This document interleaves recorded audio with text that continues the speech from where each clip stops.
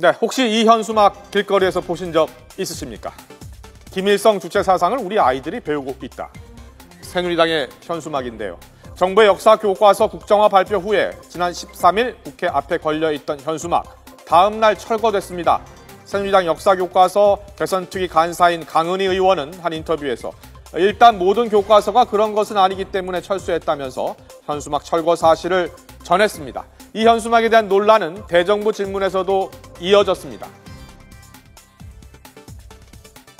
국무총리 나와주십시오.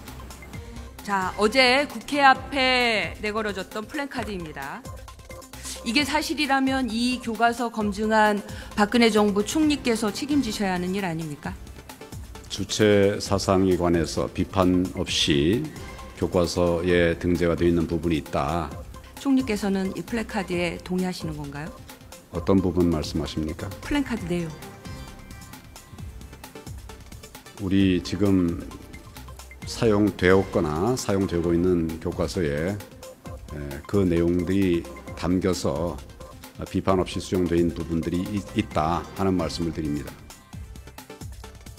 이번엔 새정치민주연합의 현수막 보시겠습니다. 좋은 대통령은 역사를 만들고 나쁜 대통령은 역사책을 바꿉니다.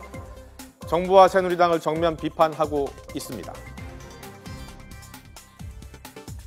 첫 번째는 허위사실 유포에 의한 명예훼손이다. 예. 두 번째는 이게 그렇다면은 이거를 정부도 용인을 했기 때문에 결과적으로 찬양고무죄, 이 국보법 위반이 아닌가 이렇게 두 가지 논쟁이 있을 수 있는데요. 하지만 새누리당은 실제 김일성 유일 체제나 주체 사상이 현 검정 교과서의 필요 이상으로 자세히 소개되어 있고 어린 학생들이 무비판적으로 받아들일 위험이 있기 때문에 편향적 내용의 상징적인 그런 의미를 보여주기 위해서 현수막을 제작했다라고 말하고 있습니다. 전문가들은 정치권의 이런 대립이 오히려 균형적인 역사관을 논의하는 데 도움이 안 된다는 의견입니다.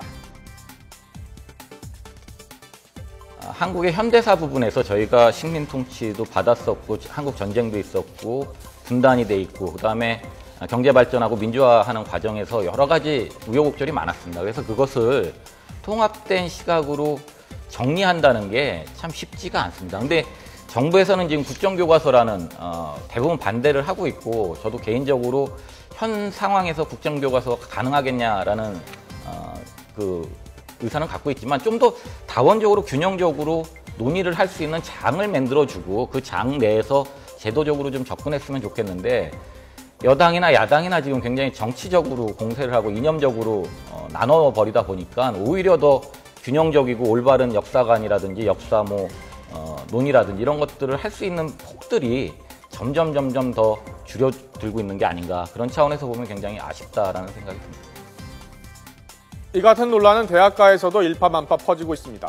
이화여대에 붙어져 있는 역사교과서 국정화 반대 대자보입니다. 이런 대자보는 전 대학가로 확산되고 있습니다. 또 연세대와 고려대 등 일부 대학 교수들이 국정교과서 집필을 거부하고 나선 데 이어 대학생들의 반대 목소리도 높아지고 있는 겁니다. 대학가의 역사학과 교수들은 국정교과서 집필 반대 성명을 내면서 국정교과서를 강력히 반대하고 있습니다. 때문에 우수한 집필진을 구하는 것이 쉽지 않을 것이라는 전망이 나오고 있습니다.